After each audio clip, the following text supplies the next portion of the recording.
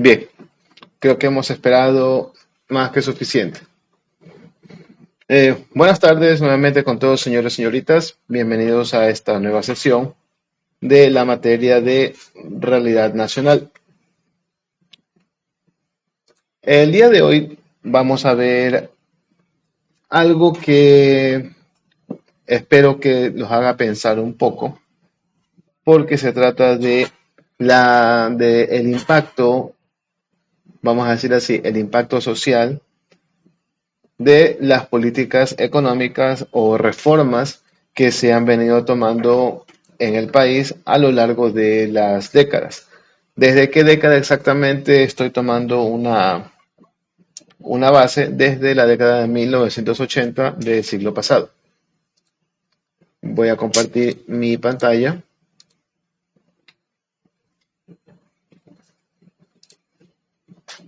Y como ustedes pueden ver, se tienen unas políticas económicas, o sea, lo tengo todo listado en cuadros. Este de aquí lo voy a compartirlo. Y las políticas económicas y reformas destacadas en décadas del 80, 89, 10, 90, 99, 2000, 2009. ¿Ok? Y el impacto que hubo por las políticas o al menos las reformas destacadas que sí tuvieron un impacto significativo en nuestra sociedad. Desde los 80, vamos a ver. Dice que las políticas y las reformas hubo un intento de estabilización macroeconómica frente a una crisis de deuda externa. ¿Por qué una crisis de deuda externa? Porque, porque se tiene siempre que el país siempre se dice que está súper endeudado y demás, pero la deuda es justamente un préstamo que se pide a una independencia, a una institución supranacional, pero nuestra deuda externa, hablando de nosotros, se viene arrastrando, aunque creo que ya se pagó, no recuerdo, pero se la vino arrastrando hasta esa época, desde las guerras de independencia en toda Sudamérica. ¿Quién fue el prestamista? Pues el prestamista fue el Reino Unido. Pues bien, pero eso es tema de otro día. Los ajustes fiscales, recorte del gasto público, endeudamiento externo elevado, por eso dice una crisis de deuda externa, y la dependencia del petróleo y fluctuaciones en precios internacionales. Estas fueron unas reformas destacadas. Sin embargo, la última parte, dependencia del petróleo y fluctuaciones en precios internacionales, es algo que nos golpea hasta nuestros días. Todo el mundo puede decir, o a mucha gente le gusta decir actualmente, que se tiene que cambiar la matriz económica, la matriz productiva, bla, bla, bla, bla, bla. Pero estas personas no saben, o al menos no quieren comentar, que hacer un cambio como tal requiere de mucho tiempo y también requiere de políticas que sean estables en el tiempo. ¿Por qué digo que las políticas estables en el tiempo? Porque un gobierno que viene, gobierno que impone su política, o económica, educativa, de salud, etcétera, etcétera. Si hubiera una política de Estado como tal, yo creo que hubiéramos salido hace mucho tiempo, o al menos haber, haber generado un cambio significativo en la dependencia del petróleo. Si el petróleo baja, el precio del nuestro, a pesar de que el nuestro ya es castigado como tal por la calidad, si cambia, pues nos va a impactar bastante. El, el ajuste fiscal, pues, es un eufemismo simplemente para decir que no se va a surtir o se va a recortar siempre en el tema de salud, educación y se va a recortar muchas veces en el tema de seguridad. No quiere decir que no vayan a haber más policías o militares. Quiere decir que no se los va a, no va a realizar una renovación de equipos, o al menos equipos que valgan la pena. Si se compra, se comprará el más barato y ya sabe que el más barato no siempre es el mejor. ¿Cuáles fueron los impactos sociales en esta década? Un crecimiento económico modesto, un promedio anual del 2%, que para estar en Sucres era muy, muy bajo. Las altas tasas de inflación e inestabilidad cambiaria. En esa época, como estábamos con la moneda de el Sucre, siempre se hacía lo que era el cambio de moneda por el ingreso de dólares debido a la migración. Sí, nuestro país ha tenido migraciones desde hace mucho tiempo. Y no solo en dólares, sino también en ese entonces venían o se cambiaban pesos colombianos, creo que en ese entonces eran los bolívares, en esa época era el peso peruano, luego lo cambiaron al sol peruano y bueno, muchas otras monedas. Pero la que siempre tenía su hegemonía, vamos a decirle, era el dólar. Y la inestabilidad cambiaria, ¿qué es lo que hacía? Que hoy costaba un dólar, costaba 200 sucres, se me ocurre. Al día de mañana ya costaba ese dólar, costaba 190 sucres y al tercer día subía nuevamente o sobrepasaba la base de 210 sucres. Las altas tasas de inflación, pues bueno, también iba a sufrir de eso de ahí, de la inflación.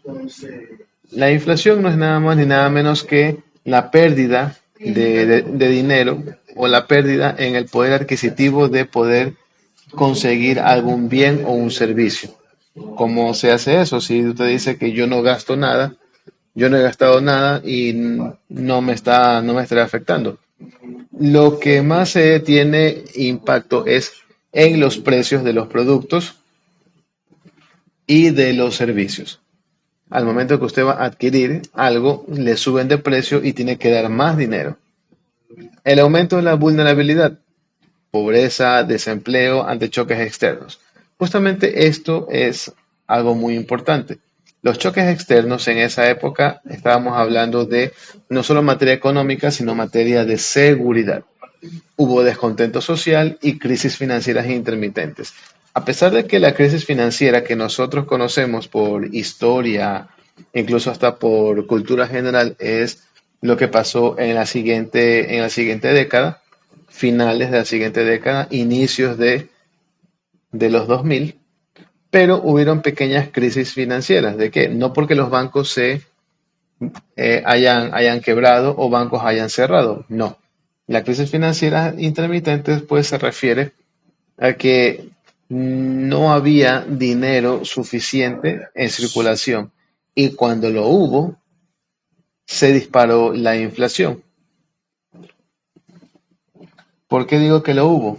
Porque el Banco Central en esa época tenía la potestad de imprimir sucres y cuando faltaba dinero lo que hacía era imprimir más dinero. Y ese fue el problema de que existan las altas tasas de inflación. El descontento social. Mucho se ha dicho y mucho se ha comentado en esa época sobre las pequeñas guerrillas urbanas que hubo. En la época también hubo secuestros, hubo robos por parte de grupos armados irregulares que simplemente disfrazaban su violencia de reivindicación social, pero en realidad lo que querían era conseguir dinero a toda costa para poder implantar su ideología. Y bueno, terminó con lo que tuvo que terminar, desbandado. También las migraciones, correcto, señor Morales.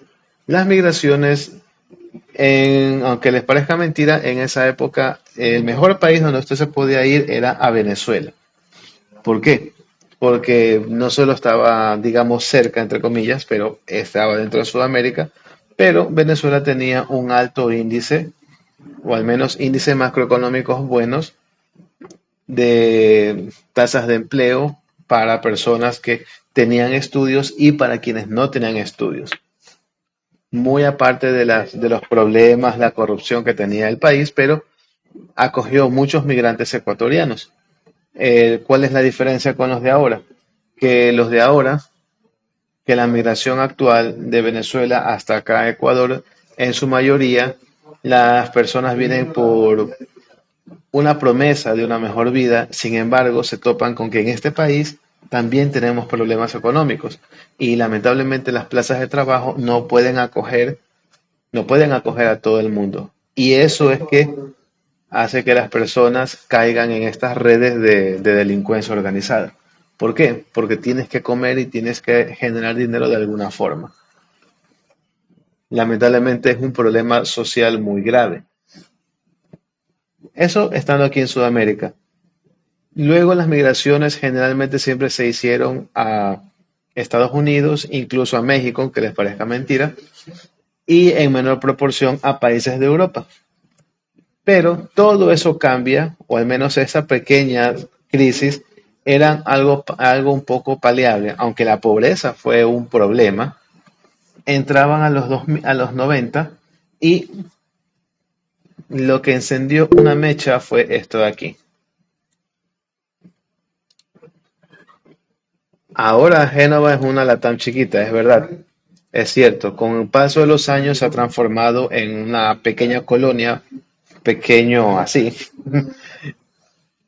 una pequeña gran colonia de Latinoamérica. Pues bien, lo que encendió la mecha para lo que pasó al final de esta década fue esto de aquí, liberalización del sistema financiero. ¿Usted qué entiende por esa frase? Liberalización del sistema financiero.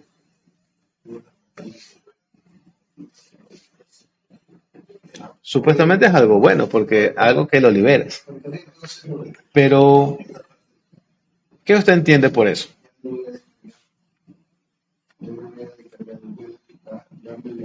O sea que no está bajo el control de un gobierno, de un Estado, de una autoridad. Mm, Quizás al momento de ser libre implica que muchas personas pueden tomar mano de este sistema. Bueno, bueno, muy bien. sí, sí, señor Morales, es como se lo entiende y en realidad fue así como pasó en la práctica. Pero ¿cómo lo vendieron en la teoría? La liberalización del sistema financiero lo vendieron como la banca como tal, al ser dueña, bueno, no dueña, sino que tenía el capital de los depositantes, podían realizar o captar más personas dando más beneficios en los, ¿cómo que se llaman? En los porcentajes de ganancia de depósitos. ¿Qué quiero decir con esto? Que para usted era mejor dejar la plata durmiendo en el banco porque lucraba con un pequeño porcentaje dependiendo de cuánto usted depositara. Pero eso fue simplemente algo que se fue minando porque ya capital de trabajo no existía. Muchas personas vivían mensualmente solo de lo que les generaba el banco como una ganancia. Es como que usted tenga un depósito a plazos y usted vaya ganando mensualmente un dinero, que en ese entonces era un porcentaje no irrisorio, pero era un porcentaje bastante moderado que muchas veces la gente lo tomaba como que fuera un sueldo y no trabajaba. Y también en la práctica, la liberalización del sistema financiero fue simplemente la eliminación de los controles a los que estaba sometida la banca, justamente como lo comenta el señor Cirino, la eliminación de controles y restricciones gubernamentales. Ya, eso, eso, al menos la liberalización del sistema financiero sí lo hicieron en muchos otros países y funcionó. Pero ¿cuál es el problema? ¿Por qué no funcionó aquí? Simple y llanamente por algo que se llama la cultura de las personas y el tipo de personas que estuvieron al frente de todos estos entes reguladores. Privatizaciones parciales. Sí, hubieron privatizaciones parciales. Muchos de ustedes no lo habrán vivido, pero lo que era la luz eléctrica y el agua potable tuvieron sus privatizaciones. Fueron en realidad empresas privadas quienes hicieron todo lo que existe ahora hablando aquí de Guayaquil, hablan así, lo que es las redes de agua potable y las redes eléctricas. Sí, fue vendido al Estado. Por eso existe también un equipo de fútbol llamado Emelec, por eso lo dicen el equipo eléctrico, porque la empresa como tal, Emelec, fue la que gestionaba todo el sistema eléctrico hasta mediados del siglo XX aproximadamente. Alguien me puede corregir o buscar esa parte en las fechas porque no me recuerdo bien el punto. Sin embargo, fue vendido al Estado porque se les terminó la concesión que tuvieron al principio del siglo XX, que era una concesión por algunas décadas. Al terminarse eso, pasó a manos del Estado, pero luego en esta época de los 90 fue privatizada nuevamente con, con lo que se llamaba, no me acuerdo bien el nombre, pero ya no era Emelec, sino era la Corporación Eléctrica de Guayaquil, nombre que hasta ahora no sobrevive, pero ya ahora bajo un ente gubernamental que es CENEL, y encima de ellos lo que es SELEC. Bueno, un poco de burocracia, señores y señoritas. Pero el punto es que en esta década se privatizó esas parcialmente. Lo que actualmente el modelo de agua potable de Interagua, en esa época la EPAP, luego se empezó y luego se llamó la EMAP, y ahora quien gobierna a Interagua es el ente municipal llamado ECAPAC G, algo así creo que se llama. Pero en ese entonces lo regulaba fulano, pero lo ejecutaba mengano. Luego lo que hicieron al final de la década es regular todo eso, cerrar empresas que no tenían ningún fin más que pagar sueldos, y lo que se hizo fue concesionar toda la parte de agua potable a una empresa privada, pero lo regulaba el municipio, que hasta ahora es el modelo que sobrevive. Luego hubo una apertura comercial. La apertura comercial en realidad fue una apertura, digamos, solo para ciertos intereses. ¿Por qué motivo? Porque debido también a esta parte del sistema financiero, los bancos pudieron tener, o al menos era un secreto a voces, que muchos banqueros o personas que eran accionistas en bancos tenían negocios muy aparte de la banca. Ahora la ley lo impide, pero en esa época se podía hacer. Y lo que nació de eso fue los famosos, ustedes lo han de haber escuchado por múltiples documentales del periodo bancario, lo que se llamó los préstamos o los créditos vinculados. ¿Por qué se llamó así? Porque, por ejemplo, yo como dueño de un banco le doy un préstamo a la empresa fulano SA. Pero ¿quién también es dueño de fulano SA? Soy yo. Quiere decir que yo mismo me prestaba la plata y si yo quería no lo pagaba. Y muchos de esos créditos fueron dados no solo a empresas que tenían los mismos dueños, sino también que fueron dados a los amigos por parcería y que pensaron que esa bonanza nunca se iba a terminar. Una de las, una de las caídas que dio la crisis financiera o dio pie a la crisis financiera fue la quiebra y cierre del Banco Continental. Yo sé esto de aquí, un poco de cosas del Banco Continental, porque quien fuera supervisor mío en Aduana del Ecuador, ya ahora jubilado, él trabajó como operador y como analista de sistemas en el Banco Continental, en el centro de datos de ellos. Y él me dijo que sí se vio el día anterior a que anunciaran la quiebra.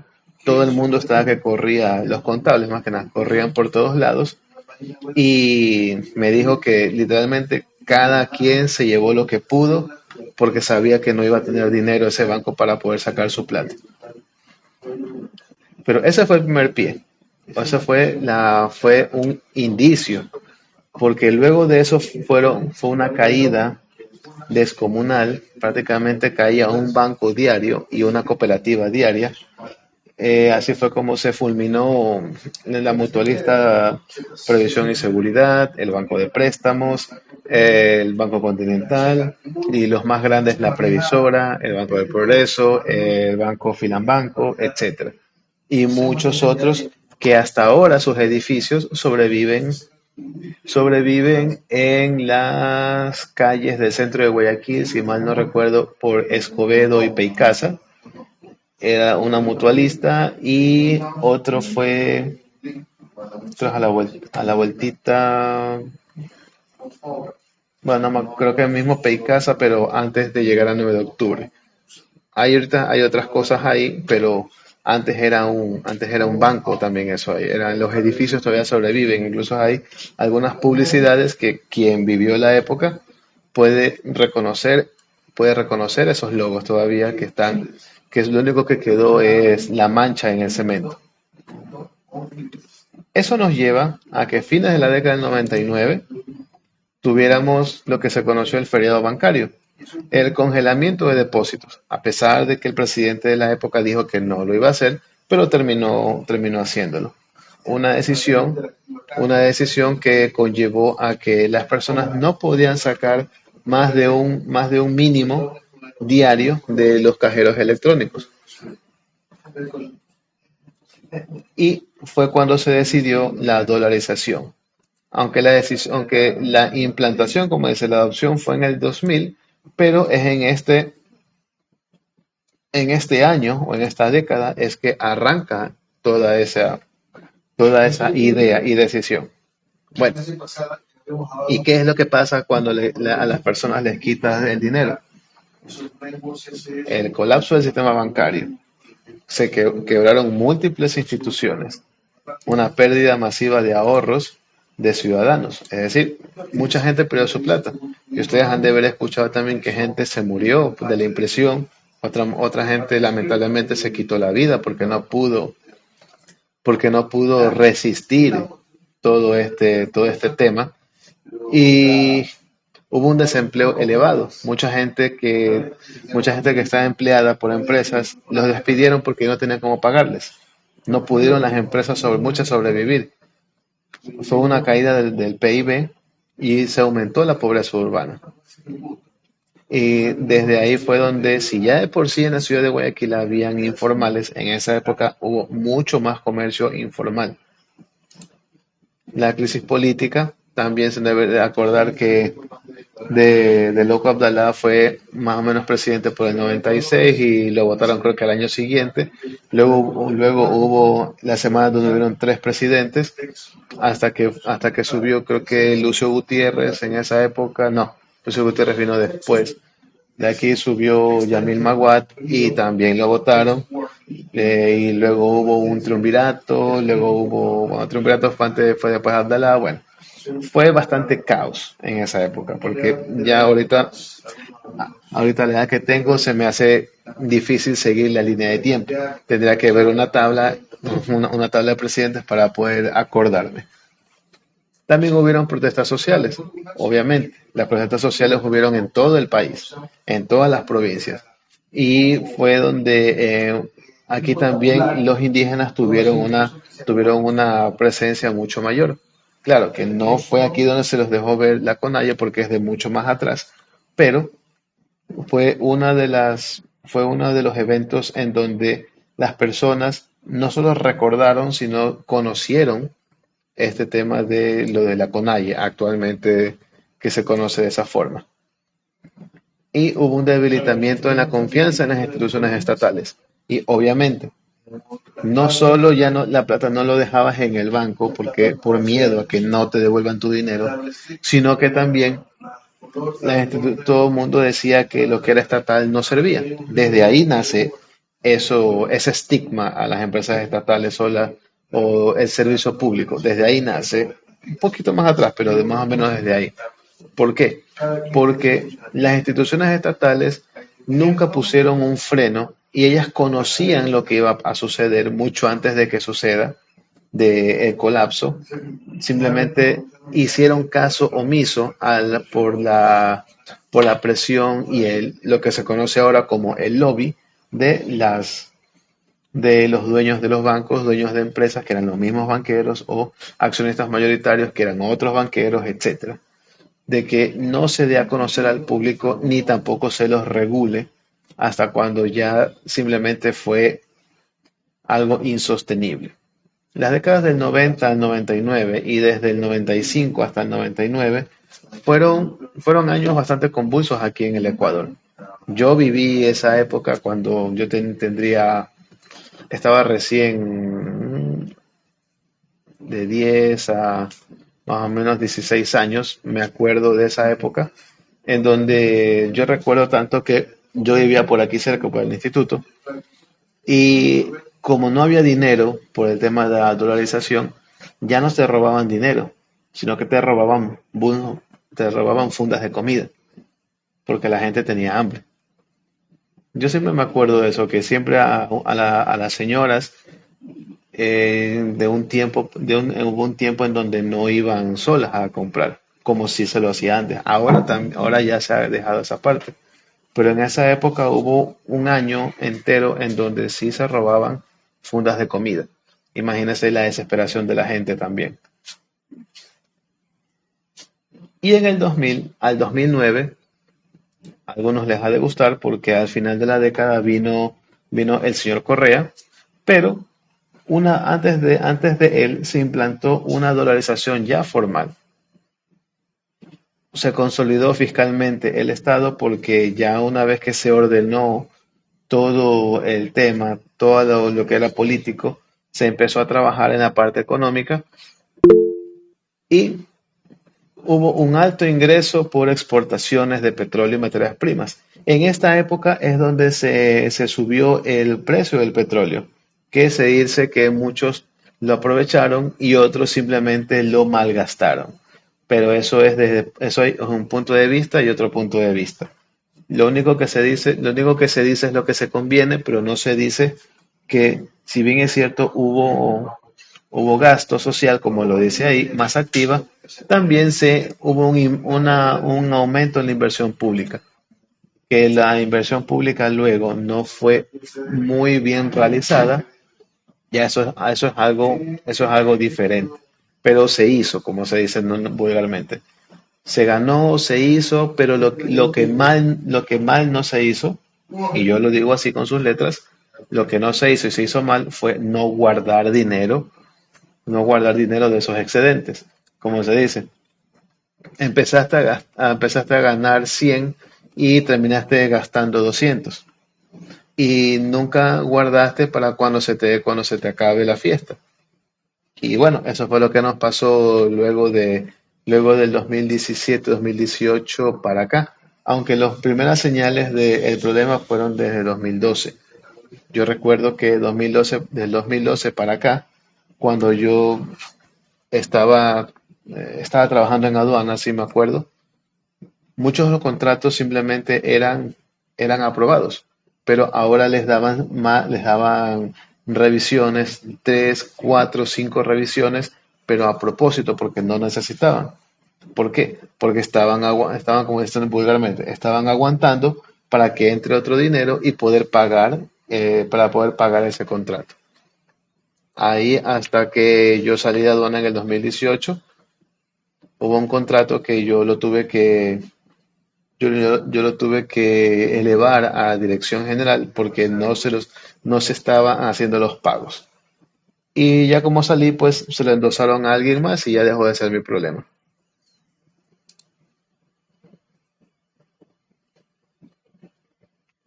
En aduana se quedan muchas. Bueno, le voy a ser sincero.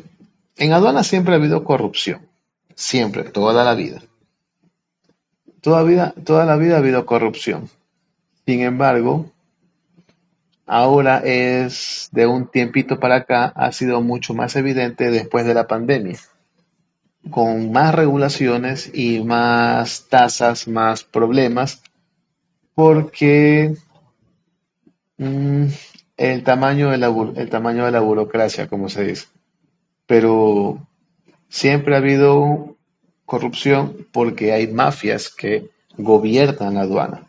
El director es un ente que está ahí y nada más. Pero Las bodegas de Contecón, eso lo manejan otras personas. Y ahí nadie puede meter mano porque el que lo hace lo matan. Así de simple. Y nadie va a peligrar su vida solo por hacer las cosas bien. Eso es algo tan crítico que las personas prefieren eliminar a tres, cuatro, o esas mafias prefieren eliminar tantas personas como sea posible para que no se les desbarate el negocio. Así de simple. Yo se los digo porque yo estuve ahí en la parte técnica. Señor Morales, con correr hasta la muerte. Yo le diría que no debería seguir a la persona, usted debería seguir es la ideología. Eso dura más que una persona. Y le explico por qué. La persona puede cambiar su discurso. Siempre acuérdese a Groucho Marx, un comediante. Él dijo esta frase que se aplica a todos los políticos, incluido el señor Correa. Estos son mis principios. Y si no te gustan, tengo otros. Eso define a todo político. No importa si te agrada, no te agrada, si está aquí con nosotros, si se cambió, si hizo el famoso camisetazo que le gusta hacer en la asamblea, no importa. Incluso el camisetazo en la asamblea, que antes era verde, he escuchado que antes algunos eran verdes, verde flex, ahora son morados. Eso aplica ese verso de Groucho Marx. Tenían unos principios, pero ahora dicen que han abierto los ojos y ahora tienen otros principios. Un político no es de fiar. Y lo que diga, siempre tienes que hacer dos cosas. Primero, no creerlo. Y segundo, tienes que verificar lo que te dice. Así de simple. Pues bien, y en esta época, ya para ir cerrando, te dice que hubo una estabilidad monetaria. Sí, hubo una estabilidad monetaria porque los ingresos daban para que los índices vayan a estar macroeconómicos, vayan a estar estables. Se controló la inflación justamente por el dólar. Nuestra inflación nunca ha sido de dos dígitos por la dolarización.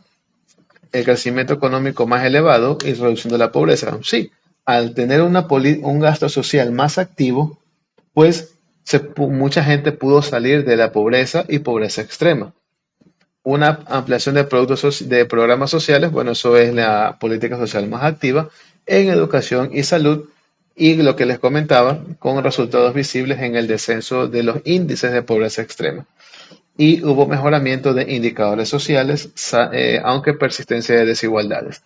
Las desigualdades no es que sean malas, simplemente existen porque si nos dicen que todos somos diversos, es imposible o es incongruente que no haya una desigualdad. Dicho de otra forma, si somos diversos, es incongruente que todos seamos iguales. Pues bien, una pregunta y con esto vamos a la asistencia. ¿Qué usted se puede dar cuenta entre las décadas del 80 hasta el 90, hasta del 99? El 2009, pues bueno, ya estábamos dolarizados, es lo que conocemos ahora, se estabilizó. Pero, ¿qué relación usted ve entre los 80 y los 90? Que tuvieron la misma política, si lo vería, la misma, se dice, situación económica y de política, que está diciendo. Aumentaba la inflación, la gente se volvía más pobre hasta que colapsó la economía. Claro, hubo simplemente, o sea, se iba en descenso, hasta que llegó un punto en donde ya fue insostenible y te caíste. Como cuando uno está jugando al borde de la cama, llega un punto en donde el cuerpo se te vence y te das un porrazo. Justamente Una pasó decadencia, una decadencia decadencia, financiera sería. correcto, una decadencia, yo no lo puedo haber dicho mejor. Una decadencia financiera. Eso tiene mucha razón, señor Cirino. Así que se puede decir que Todo el mundo dice que la dolarización nos salvó y demás, pero de esto apenas van a cumplirse, a ver, no tiene más allá de 30 años, 30 a 35 años. Y mucha gente todavía recuerda esto de aquí. Yo me acuerdo porque yo fui adolescente en esta época, en esta década, justamente en estas partes. Incluso parte de mi familia, mi papá, por ejemplo, él es uno de los migrantes de esa época, cuando mucha gente se fue a España, a Estados Unidos, mucha gente salió del país y muchos ni regresaron. Pero bueno, se tuvieron que tomar decisiones y muy fuertes. Sí, es verdad. Justo en mis tiempos, todo esto, esta pequeña década yo sí la recuerdo, aunque tengo ciertas lagunas mentales no sé, mi hermana que es psicóloga me dice que mi memoria se bloqueó en muchos aspectos. Pues bien, déjeme cargar la asistencia, pero creo que estamos todos, ¿verdad? Creo que estamos todos. Pero igual vamos a ver quién está y quién no está.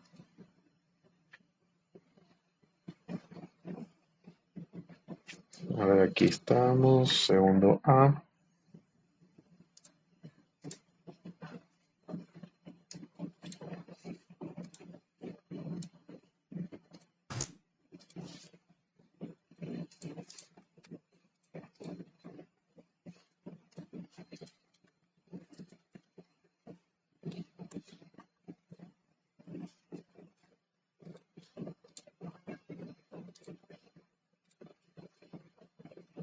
A ver, señores, señoritas, atención a la asistencia.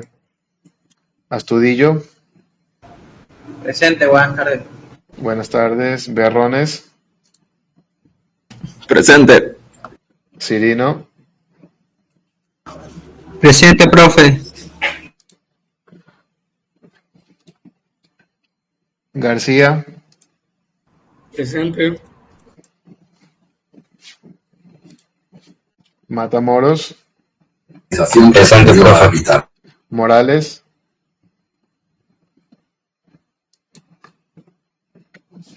dice Morales si estaba por aquí conectado. Bueno, Presente.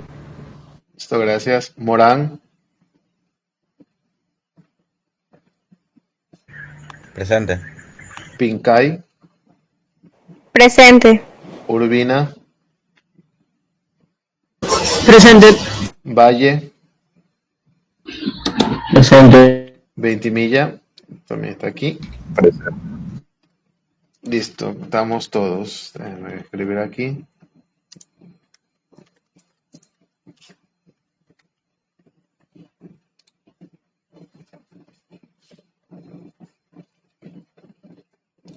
Listo.